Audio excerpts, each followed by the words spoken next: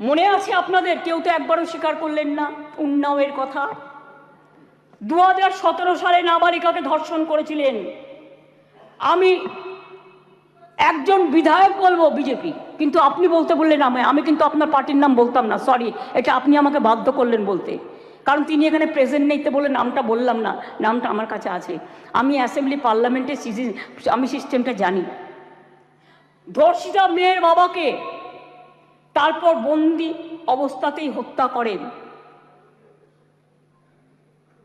ধর্ষকের বাবা, মানে ধর্ষক সেই বিধায়ক। মনে করুন আজ থেকে 4 বছর আগে 2020-এ এই সেপ্টেম্বর মাসেই হাতরাসের ঘটনা, যেখানে একটি দলিত মেয়েকে গণধর্ষণ করা হয়, বিচার তো পায়নি, সেও বাঁচেনি। বিভিন্ন রাজ্যে চলছে একের পর এক ঘটনা। এটা গ্লোরিফাই করার নয়। 70 পেরোনো বৃদ্ধও আছেন, 3 বছরের শিশু আছেন, নার্সও আছেন, স্কুল ছাত্রীও আছেন। কথা বলবেন না, শুনুন। যখন বলেছেন ধৈর্য ধরুন, ডিস্টার্ব করবেন না ওনাকে, প্লিজ প্লিজ বি কুল। আপনারা শুনুন, ডিস্টার্ব করবেন না ওনাকে। ঠিক আছে, আপনি বলছে। বলুন। শুনেছি, আপনারা অনেক বলেছেন, মাননীয় মুখ্যমন্ত্রী উত্তর দিচ্ছেন, আপনাদের শুনতে হবে, প্লিজ প্লিজ।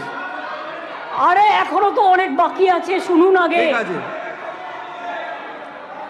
স্যার, এটা ফ্যাক্ট যে আজকে প্রতিদিন দেশে প্রায় 90টি ধর্ষণের ঘটনা ঘটে।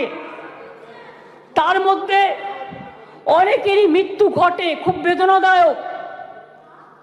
উত্তরপ্রদেশের ঝাঁসিতে চলন্ত গাড়িতে 17 বছরের মেয়ে ধর্ষিতা হয়েছে। উত্তরপ্রদেশের বারাবাঁকিতে 9 বছরের মেয়ে ধর্ষিতা হয়েছেন। শাহজাহানপুরে মহিলা ধর্ষণের শিকার হয়েছেন। বুলন শহরে 6 বছরের মেয়েকে ধর্ষণ করেছেন। আগ্রা ইঞ্জিনিয়ারিং স্টুডেন্ট একটি মেয়ে ধর্ষিতা হয়েছেন। উত্তরাখণ্ডের নাট ধর্ষণ, 9 দিন পরে দেহ পাওয়া গেল। ওড়িশাতে ধর্ষণ হলো পেশেন্ট। মহারাষ্ট্রের বদলাপুরে 2 নার্সারির বাচ্চা সেক্সুয়ালি অ্যাসাল্টেড হলেন। মুম্বাইয়ের 13 বছরের মেয়েকে ধর্ষণ করা হলো। কোলাপুরে একটি বাচ্চা মেয়ে ধর্ষিতা হলো। আসামে 13-14 বছরের মেয়েকে গণধর্ষণ, যেখানে যে দোষী তাকে এনকাউন্টারে মেরে ফেলা হলো, বিচার হলো না। রাজস্থানের ঢোলপুরে গ্যাংরেপ, যোধপুরে 3 বছরের বাচ্চাকে ধর্ষণ। এই মানসিকতা দেখলে ঘৃণা লাগে। আমি বলি ছি ছি, যেই ঘটাক এই ঘটনা, তাদের বলি লজ্জা লজ্জা লজ্জা। বলতে দিন আপনারা, এটা একটা জাতীয় লজ্জা। ধর্ষণ আজকে জাতীয় লজ্জার পর্যায়ে পড়ে গেছে। আসুন আমরা সবাই মিলে একমত হই, ধর্ষণের বিরুদ্ধে সমাজ সংস্কারের প্রয়োজন আছে, মানুষের জাগরণের প্রয়োজন আছে। এই বাংলা অনেক সমাজ সংস্কার করেছে। রাজা রামমোহন রায় যখন সতীদাহ প্রথা সংস্কার করেছিলেন, এখানে আইন পাশ হয়েছিল এই বাংলায়, তখন কিন্তু তাকে অনেকে মেরে মাথা ফাটিয়ে দিয়েছিলেন। কিন্তু মনে রাখবেন, রাজীব গান্ধী যখন প্রধানমন্ত্রী ছিলেন, এই আইনটা অল ইন্ডিয়া আইন হিসেবে সতীদাহ প্রথা নিবারণটা পাশ হয়েছিল। ঈশ্বরচন্দ্র বিদ্যাসাগর, মনে রাখবেন, বাল্য বিবাহ বন্ধ, বিধবা বিবাহ প্রচলন করেছিলেন। সতীদাহ প্রথা নিবারণের জন্য রাজা রামমোহন রায় করেছিলেন এবং এই আইন এখানে পাশ হয়েছিল। তারপরে রাজীব গান্ধী যখন প্রধানমন্ত্রী ছিলেন, তখন দিল্লিতেও পাশ হয়েছিল পার্লামেন্টে। এটা এখন অল ইন্ডিয়া আইন। কি মিহির গোস্বামী, তুমি যখন কংগ্রেস করতে, তুমি জানতে না? এটা জিজ্ঞেস করুন যদি একটা ব্যাধি হয়, ব্যাধিটাকে সারাতে হবে। মনে রাখবেন, এই অনুযায়ী দেশের ধর্ষণের ঘটনায় সাজার হারও খুব কম। কেন সাহস পাচ্ছে এত, এটা আমাদের উপলব্ধি করতে হবে। ক্রাইম ইন ইন্ডিয়া 2022-এর তথ্য অনুযায়ী দেশের বিভিন্ন প্রান্তে ধর্ষণের ঘটনায়, সব রাজ্যেই পুলিশ আছে, সেন্ট্রালেও আছে, ধর্ষণের ঘটনায় গড়ে 76% ক্ষেত্রে পুলিশ তদন্ত শেষ করে চার্জশিট জমা দিতে পেরেছে, কিন্তু মাত্র 2.6% 56% ক্ষেত্রে অপরাধী দোষী সাব্যস্ত হয়েছে। প্রবলেমটা কিন্তু এই জায়গায় রয়ে গেছে, গলদটা। ধর্ষণ রোধে দ্রুত বিচার এবং কঠোরতম সাজার দাবি জানিয়ে আমি 2টো চিঠি ইতিমধ্যেই প্রধানমন্ত্রীকে লিখেছি। আমি যেহেতু তার কাছ থেকে কোনো উত্তর পাইনি, উত্তর দিয়েছেন একজন উইমেন অ্যান্ড চাইল্ড ডিপার্টমেন্টের মিনিস্টার, কিন্তু তিনি যে উত্তর দিয়েছেন সেটাকেও কাউন্টার করে আমি প্রধানমন্ত্রীকে জানিয়েছি।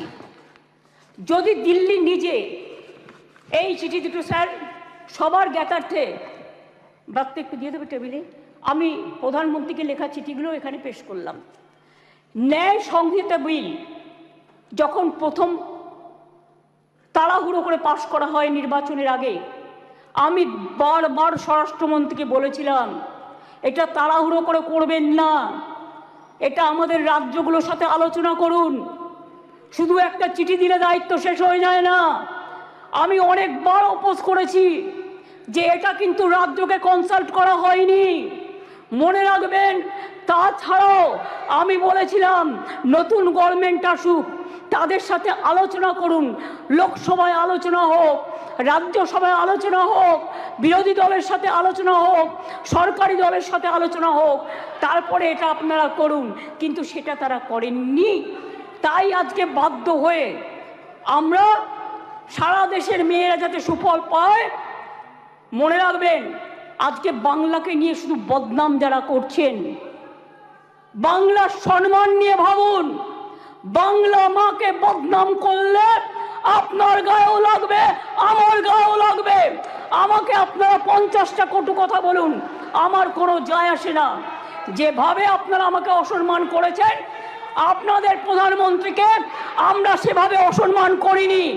কখনো ভেবেছেন যে আপনারা যেভাবে আমার বিরুদ্ধে বলছেন, আমাদের দল যদি সেভাবে প্রধানমন্ত্রীর বিরুদ্ধে বলে, স্বরাষ্ট্রমন্ত্রীর বিরুদ্ধে বলে, আপনাদের মুখ্যমন্ত্রীগুলোর বিরুদ্ধে বলে, আপনারা তখন কি দেখবেন? আমি চেয়েছিলাম এই আইনটা কেন্দ্রীয় সরকারই করুক, কিন্তু ওরা আইনটাকে যেখানে যেখানে ফাঁক রেখেছেন আমরা সেখানে ঢুকেছি। তার কারণ মনে রাখবেন, যদি কেউ ধর্ষণ করে 7 মাসের মধ্যে জামিন পেয়ে যায়, আর তাকে ফুল মালা দিয়ে, প্লিজ আমাকে বলতে দাও, তোমরা কথা বললে আমি বলবো না, এবং তাদের যদি ফুল মালা দিয়ে সম্বর্ধনা দেওয়া হয়, তাহলে এটা এনকারেজমেন্ট হয় না তাদের পানিশমেন্ট হয়? এটা আমাদের উত্তর দিন। আমি তাই আপনাদের কাছ থেকে এর বেশি আমি কিছু প্রত্যাশা করি না।